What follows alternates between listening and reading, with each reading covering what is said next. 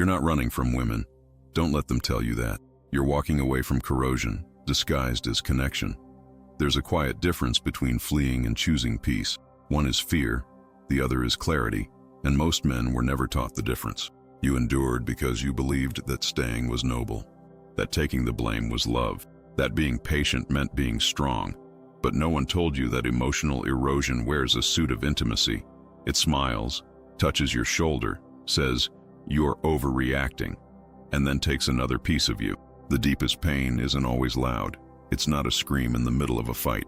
It's that heavy silence you carry in the same bed where love used to live, the kind that follows you to work, to your son's bedroom door, to your own reflection. You knew something was wrong. You felt it, but you stayed, not because you were blind, but because you were raised to survive storms, not walk away from them. That's what they don't understand.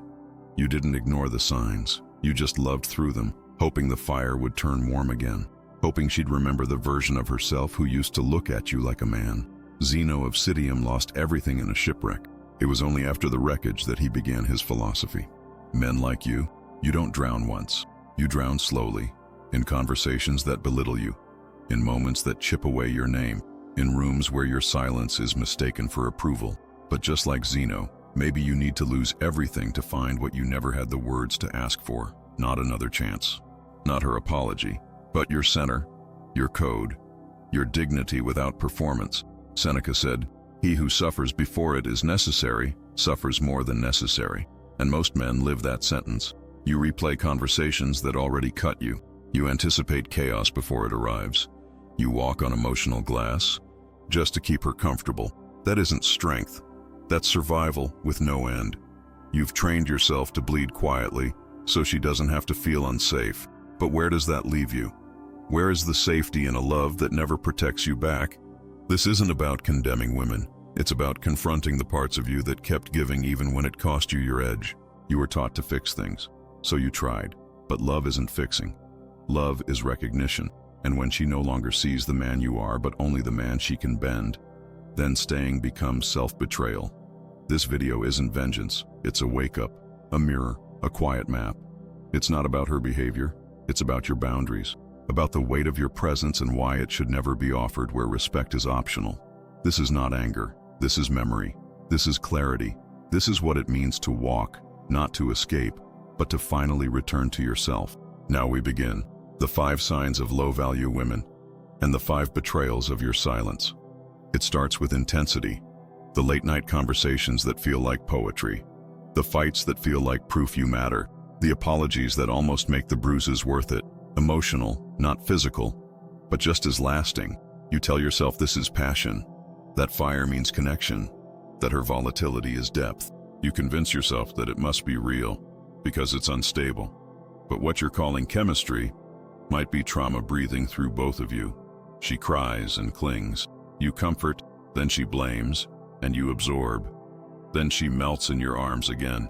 The cycle repeats, and somewhere in it, your nervous system begins to adapt. Conflict becomes the rhythm. Recovery becomes the reward. You start needing the tension just to feel alive. But that's not connection. That's addiction, disguised as love. And you didn't see it. Not because you're blind, but because no one told you how to recognize emotional familiarity rooted in fear. A man can live like this for years, in a house that never feels calm, with a woman whose eyes flicker not with admiration, but with unpredictable storms. You think you're holding it together, but what you're really doing is living on alert. You read her moods like weather forecasts, adjusting, compensating, softening your voice. You start apologizing for your own stillness, just to keep her from exploding. And in that process, you forget what peace ever felt like. Real love doesn't come with turbulence as a requirement. It doesn't demand that you survive every day just to feel needed. Passion isn't chaos. Passion is presence. It's the ability to be fully seen without fearing what happens next. But if every moment feels like a test, if every disagreement becomes a war, then what you're in isn't depth, it's damage. And if you stay too long, that damage won't just affect your relationship. It will shape your nervous system. It will teach you to fear calm. And eventually, you won't even trust peace when it knocks. She didn't break you, but she reflected the broken rhythm you never healed. And now you're calling instability love because it feels like home. But chaos was never your companion. It was just louder than the silence you were never allowed to feel safe in. And now, the quiet feels foreign. But that's where healing begins. In the calm, in the stillness, in the decision to stop dancing with destruction and call it romance. She doesn't scream. She doesn't insult you directly. Instead, she laughs, nudges your arm in front of friends, makes a remark about how you never finish anything, adds, "I'm just playing," and the room laughs with her. But something inside you hardens, not from pride, from erosion, because you know the truth. It wasn't a joke. It was a message, wrapped in humor so you couldn't defend yourself without looking insecure. This is how masculine identity is dismantled in plain sight, slowly, casually, publicly. And the worst part is that you begin to participate in it. You smile back, you laugh along, you make yourself small to keep the peace. You start rehearsing humility so she doesn't feel threatened. But humility isn't silence, and peace doesn't come from disappearing. The man who's ridiculed in front of others over time stops seeing himself clearly. You begin to question if you're too sensitive, if you're imagining things. But let's be honest, it's not the words alone. It's the pattern, the little stings, the eye rolls, the subtle corrections she makes in front of people, like she's always slightly embarrassed to be standing next to you. As if your value needs constant adjustment in public so she can look superior. That's not humor, that's warfare with a smile. And it works because it's quiet, because it gives you no obvious weapon to push back against. But the soul doesn't need volume to bleed. It just needs repetition. And that's what she's done, chipped away at you piece by piece, until you're not sure if your silence is discipline or defeat. Stoic presence is not about tolerating disrespect in the name of emotional control. It's about knowing when to leave the arena. Marcus Aurelius said, "The best revenge is not to be like your enemy, but neither to remain among them." That doesn't mean attack. It means withdrawal. It means looking at the stage where you're being turned into a punchline and saying, "This is not my theater." You don't need to raise your voice. You don't need to defend your worth with counterattacks. All you need is to recognize when your presence is being used as a prop in someone else's insecurity show. And then, without drama, without noise, step back. Because a man who respects himself doesn't perform for laughs. He walks away from places where dignity is optional. You thought it was confidence. The way she dressed, the way she posted, the way her presence always demanded a stage. At first it felt magnetic, feminine, alive. You mistook performance for power. But what you were watching wasn't feminine energy. It was validation hunger. Not expression, but exposure. Not softness, but signal fire. She wasn't revealing herself. She was advertising a wound. A woman who needs constant affirmation from strangers isn't asking to be seen. She's asking to be rescued. Not by you, but by the world. And when you step in, offering steady presence, offering stillness, she thanks you, briefly, until it fades, until your eyes are no longer enough. Because no man can fill a bottomless absence. No gaze, no affirmation, no reassurance can repair a soul that has never learned to hold its own reflection without applause. You begin to feel it slowly, the way your voice starts to matter less, the way your presence becomes another mirror for her to pose in front of. You think you're helping, but in truth, you're standing on the edge of a stage she built not for you, but for the crowd. And crowds never heal. They just cheer. This is where Stoic masculinity separates itself. It doesn't chase. It doesn't compete for attention. It watches. It reads the room. And when a woman's energy is constantly pointed outward, toward strangers, toward platforms, toward reactions, a man grounded in silence knows what it means. He is not her destination. He is her placeholder. Let her dance for the crowd. Let her collect hearts that don't know her name. Let her exist in the noise. You don't belong there. You weren't made to compete with her father's absence or her addiction to being seen. You were made to stand firm, to be known by your stillness, not your performance. And the man who understands that, the man who no longer feels the need to be chosen by the unreachable, will finally see what he's been missing all along. Not love, but peace. Not passion, but presence. And not attention, but a home. It starts small. A raised eyebrow when you speak about something you believe in. A quiet laugh when you mention your goals. She doesn't argue with you. She just dismisses you without a fight. And over time, your convictions begin to sound less certain. Not because they changed, but because she turned them into something that didn't deserve respect. A man's values are not ornaments. They're anchors. They hold the structure of who he is. And when a woman mocks them, she's not challenging you. She's reshaping the frame you stand in. She's whispering, "Your beliefs don't matter here." And if you stay long enough, you'll start whispering that back to yourself. Some men don't realize it until it's too late. They stop bringing their thoughts to the table. They stop speaking with clarity. They become quiet, not out of calmness, but out of quiet defeat. And eventually, they forget the sound of their own direction. That's what ridicule does. It doesn't need to scream. It just needs to consistently devalue until the man standing there no longer feels his own weight. Chrysippus the Stoic taught that order in the cosmos reflects order in the soul. And when a woman brings chaos into your belief system, it's not just a relational conflict, it's an existential one. She's not just disagreeing, she's unraveling your compass. And the more you try to understand her ridicule, the more you drift, not toward growth, but toward emotional self-erasure. You don't need agreement to have connection, but you do need respect. And when a woman turns your values into material for her sarcasm, you're no longer in a relationship. You're in a slow dismemberment of meaning, of identity, of direction. A man who bends too often to avoid conflict becomes a man who no longer knows where he's going. So stop handing your compass to someone who laughs every time you use it. You're not looking for obedience. You're looking for resonance, for a woman who may not believe the same, but who honors the man who does. Anything less isn't alignment. It's betrayal wrapped in politeness. And no matter how gentle the voice, betrayal always leaves the same silence behind. Some truths are only revealed in silence. Not when you argue, not when you explain, but when you simply say no. No anger, no theatrics, just a line drawn quietly, without apology. That's when the mask falls. That's when her love, if it was ever real, shows its truest shape. Many men have been taught to negotiate every inch of their dignity, to soften every boundary for the sake of peace, to compromise again and again until the line between love and self-abandonment disappears.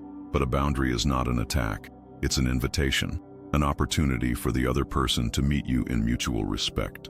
And when your calm refusal sets off chaos, when your silence is met with emotional explosion or icy withdrawal, understand this. It was never about love. It was about control. You thought you were creating space for honesty. She thought you were threatening the throne. Because some women don't want a man. They want a mirror. Something to reflect their wants, their moods, their needs. And when the mirror finally stands still, they can't bear what they see. So they shatter it. This is the test. Not how she reacts when you give, but how she behaves when you stop. When you stop chasing her moods. When you stop apologizing for protecting your time, your peace, your focus. That's when her character speaks. Loudly, wordlessly, completely. Stoic masculinity doesn't argue its worth. It doesn't defend its right to peace. It simply lives it. A man who knows his value doesn't enforce his boundaries with volume. He holds them with stillness. And in that stillness, the truth comes to the surface. If she respects you, she'll meet you. If she only loved your obedience, she'll fight you. Let her reaction be the confession. Let your silence be the mirror. And when the test is over, don't explain, don't chase, don't perform. Just walk in the clarity her reaction gave you. Some women don't want a partner. They want an echo. And the moment you stop echoing, you'll see exactly what your presence was propping up. At first, it felt like attention, her endless stories, her passionate complaints, her constant need to be seen, heard, felt. You mistook it for connection because she let you close to her emotions. But what you didn't see is that she wasn't building a relationship. She was building a stage, and you were being assigned a role, the silent witness to her ongoing performance. This kind of woman doesn't want a man. She wants an orbit, a gravitational pull of eyes, energy, concern, and attention around her every feeling. And at first, you give it willingly. You want her to feel safe, supported. You think your calm presence can hold her storms. But slowly, something shifts. You begin to disappear. Your thoughts shrink. Your experiences become interruptions. You realize that in her world, your existence is only validated when it revolves around hers. You don't get to be centered. You get to be useful. You become the listener, the fixer, the emotional furniture she rests on, but never sees. Your silence stops being respected and starts being expected. And the cost is subtle but steep. You no longer speak up. You no longer share your weight. You learn to carry hers without asking for space to put yours down. This is emotional inflation, where her feelings are always urgent and yours are always inconvenient, where your pain must wait its turn and often never gets called. And over time, you start to believe that maybe that's what love is. Sacrifice without receipt, presence without return. But Stoic men know better.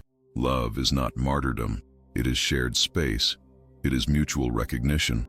And when one person becomes the entire center of gravity, the other begins to vanish. You were not made to orbit someone else's identity.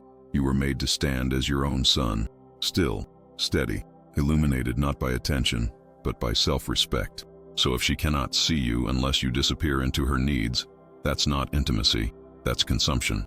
And the man who continues to shrink so she can shine will eventually forget that he too carried light once, until one day, he no longer remembers how to burn at all. He didn't see it at first. She was wild, unpredictable, intense, and he mistook that for depth. He told himself this is what love looks like when it's real, messy, raw, consuming.